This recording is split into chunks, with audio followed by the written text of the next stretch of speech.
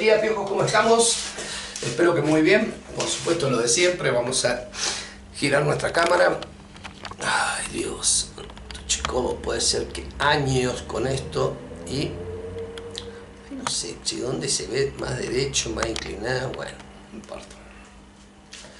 Bueno, bombones, hoy voy a empezar con otra unidad de física, la parte teórica. Esta unidad va a tratar de trabajo y energía que consta de algunas partes, lo que vamos a definir trabajo, las distintas formas de energía, después su relación entre el trabajo de una fuerza y la energía que adquiere un cuerpo. Y por último, la unidad termina con la parte de calor y temperatura, o sea que más o menos supongo que van a ser unos 4 videitos todos teóricos, y hoy empezaremos con el primero, donde vamos a hablar de trabajo de una fuerza. Bueno, en física entendemos el trabajo de una fuerza un poco distinto a lo que se entiende en la vida real. O sea, en la vida real, unos niños jugando al fútbol en una plaza o en un parque, para la física no estaría, para sus padres, digamos, no estarían realizando trabajo, sino se estarían divirtiendo. Y para la física están realizando trabajo. En cambio, un hombre en una oficina, sentado en su computadora todo el día, para la vida real estaría realizando trabajo y para la física no lo estaría. Es decir, que hay que ser muy concreto en la definición de trabajo. Decimos que una fuerza F realiza trabajo sobre un cuerpo cuando ésta es capaz de modificar la rapidez de la velocidad, es decir, es capaz de modificar el módulo de la velocidad, es decir, el valor. Si yo le aplico una fuerza a un cuerpo y este pasa de 20 km por hora a 100 km por hora en un determinado tiempo o distancia, esa fuerza está realizando trabajo. En cambio, si yo le realizo un trabajo a una fuerza y este no modifica su valor, no realiza trabajo. Por ejemplo, para hacerlo muy concreto, supongamos que esto es una trayectoria así curva, bien, y tenemos un objeto acá que tiene una cierta velocidad, que siempre recuerden que la velocidad tangencial es tangente a la trayectoria. Esto es la trayectoria que he dibujado. Si yo le aplico una fuerza F a ese cuerpo, que forme un ángulo alfa con la velocidad, y la descompongo, yo voy a tener dos componentes de la fuerza. Una fuerza tangencial, que le voy a llamar Ft, y una fuerza normal porque es perpendicular ahí a la trayectoria. Bueno, de esas dos fuerzas, la única que me puede modificar a mí la rapidez es la tangencial, porque esa fuerza sobre esta masa va a producir una aceleración que va a modificar esa rapidez. ¿Ven?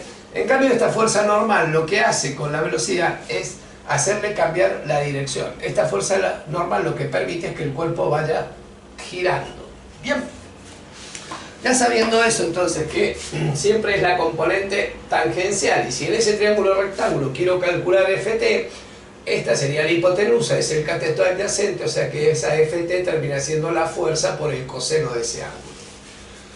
Entonces, sabiendo esto, vamos a decir que si yo tengo, vamos a tratarlo en una trayectoria horizontal. ¿Dónde están los fibrones que andan en esta institución? Vamos a tratar de un cuerpo que tiene una masa m, al cual le aplico una fuerza F, que forma un ángulo alfa con la horizontal. Esa fuerza se la aplico durante una cierta distancia delta x. Supongamos que tengo una velocidad inicial acá, 0. Cuando termino de aplicarla durante toda esa cierta distancia, el hombre o el cuerpo ha adquirido una cierta velocidad final. Bien, definimos entonces el trabajo de esa fuerza F, como el producto entre la fuerza, la distancia de aplicación de la fuerza por el coseno del ángulo que forma la fuerza con la distancia. Generalmente trabajo se usa la W, que es de la palabra inglesa work. En algunos libros aparece como L, de la palabra latina o italiana laboro, y algunos en el secundario le ponen T de trabajo para castellanizar la cosa. Bien, esa sería la definición de trabajo: fuerza por distancia por el coseno del ángulo que forma. Obviamente es una magnitud escalar, esto es muy importante. Esto significa que el trabajo puede ser un número positivo, puede ser un número negativo, o inclusive puede ser 0 en el caso que el ángulo sea 90 grados, ya que el coseno de 90 me daría 0.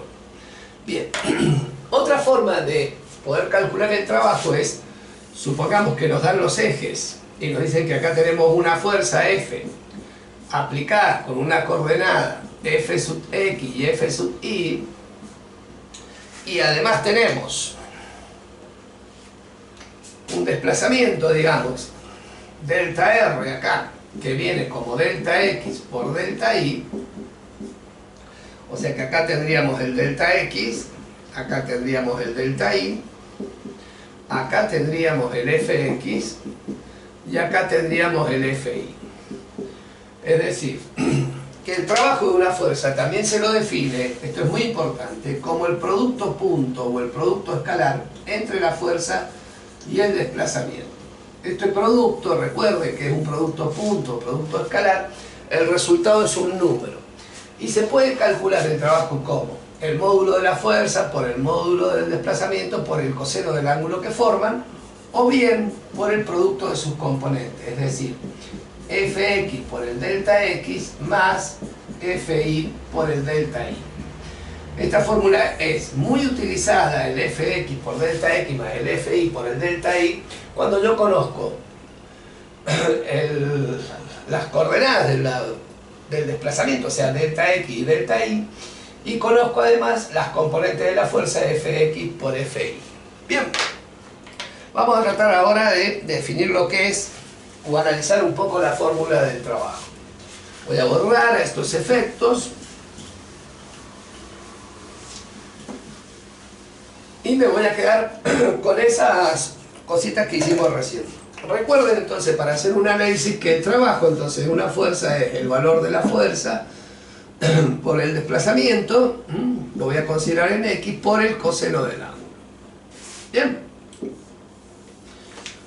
Si el ángulo alfa es mayor o igual que 0 y menor que 90, esto me implica a mí que el coseno de ese ángulo está comprendido entre 0 y 90, por lo tanto el coseno va a ser un número positivo, es decir, mayor que 0. Si este número es positivo y estos son todos positivos, el trabajo termina siendo también positivo, o sea, mayor que 0. Y ahí decimos que el trabajo es potente o motor. ¿Qué significa que un trabajo, o sea, que una fuerza realice un trabajo potente o motor?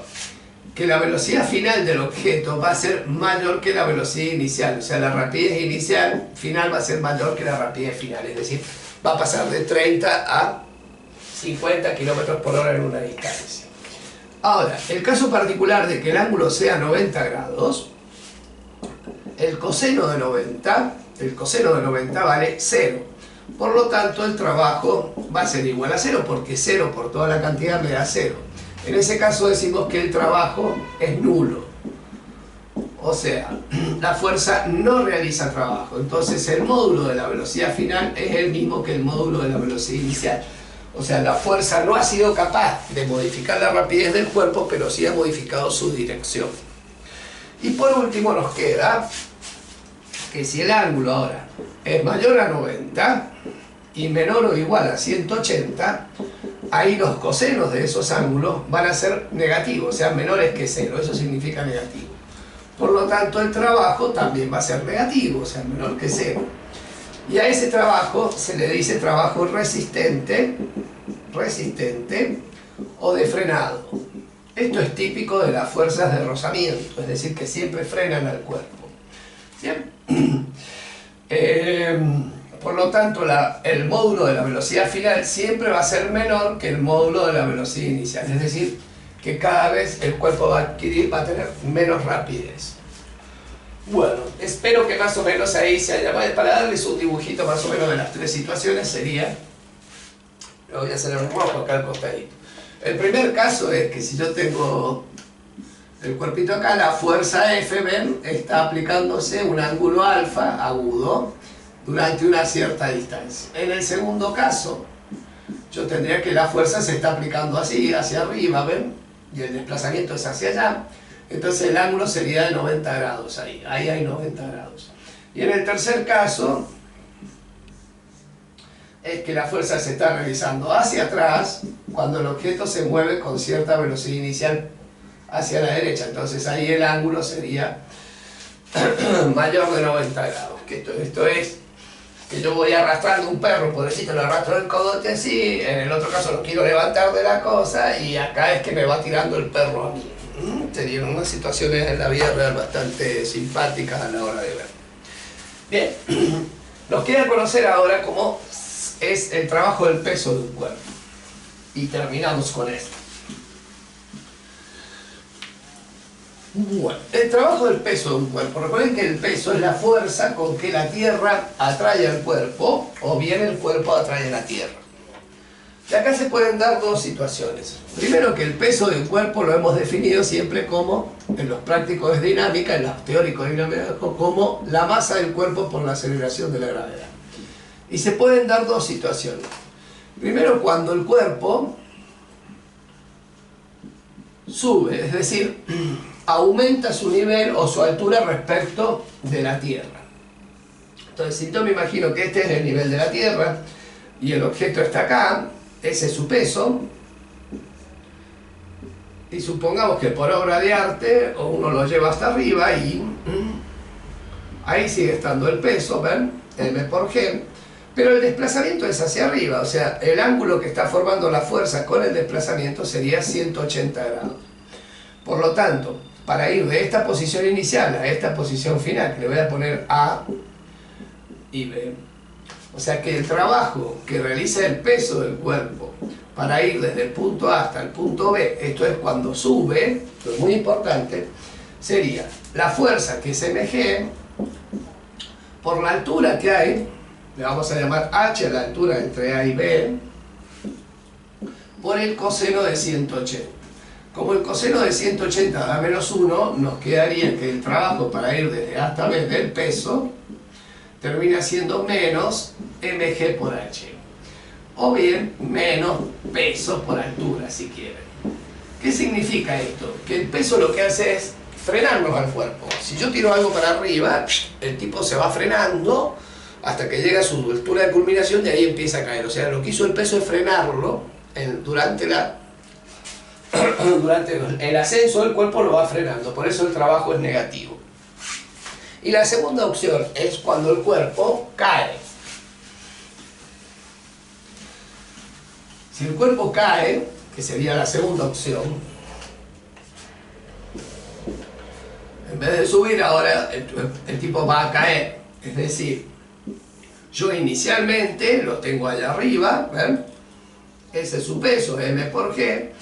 Él empieza a caer, pum, pum, pum, pum, y llega hasta el suelo o hasta el nivel de la tierra. Recordamos que en este caso le habíamos llamado A a este punto y B a este punto y H a la altura. El trabajo entonces ahora para ir desde B hasta A, no desde A hasta B como recién, sino desde B hasta A, sería igual entonces a la fuerza, que es el peso, por la altura, que es H, por el coseno de 0 grados, porque como el desplazamiento es hacia abajo también, el ángulo es 0 grados.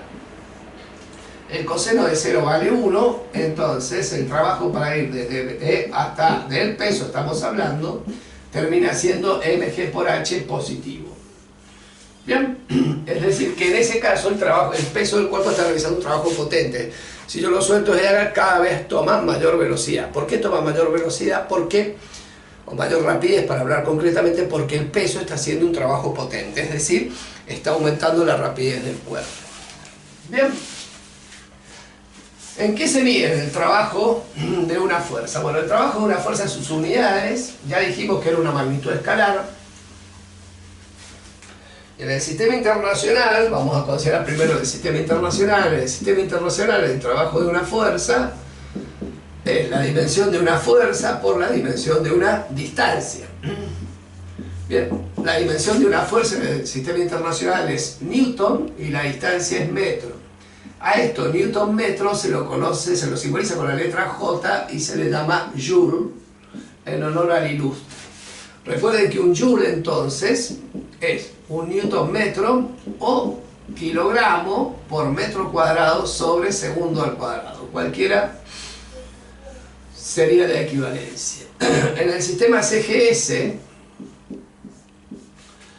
el trabajo lo vamos a medir. La fuerza se mide en dinas, del griego dinamides, y la distancia en centímetros. A esto se lo simboliza como ERG y se lee ergio, del griego ergon, que significa trabajo latente. O sea que un ergio, un ERG, equivale a una DIN centímetro, que es lo mismo que decir gramos, centímetros cuadrados sobre segundo al cuadrado. Bien. Y en el sistema técnico, en los sistemas técnicos, la fuerza es unidad fundamental. O sea que la fuerza se mide en kilogramos fuerza y la distancia en metros. A esto se lo suele denotar como kgm y se lee kilográmetro. Kilográmetro. Bien. Hay otras unidades de trabajo que son la caloría, el kilowatt hora, que ahora se las puede dar en términos de equivalencia. Bien. Las equivalencias entre estas unidades serían las siguientes.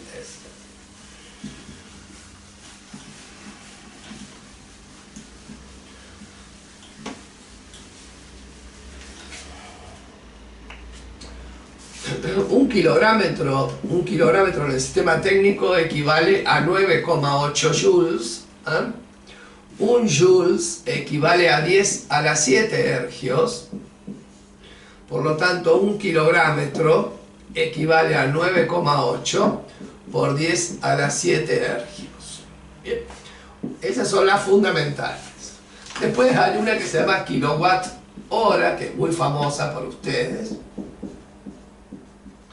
Que esto se simboliza kW-H, eso es kilowatt hora, y en un kilowatt hora, que es como se mide el trabajo, la energía eléctrica, equivale a 3,6 por 10 a la 6 joules, o sea 3.600.000 joules. Otra unidad es la caloría,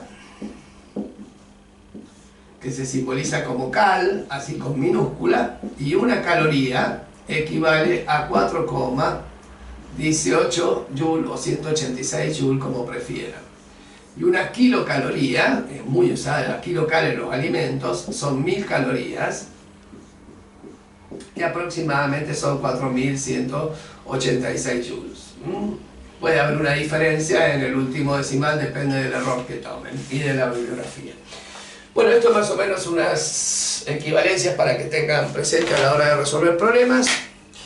Y a cuidarse y a trabajar mucho. Los quiero, los veo en el próximo capítulo sobre el trabajo de energía. Hasta luego.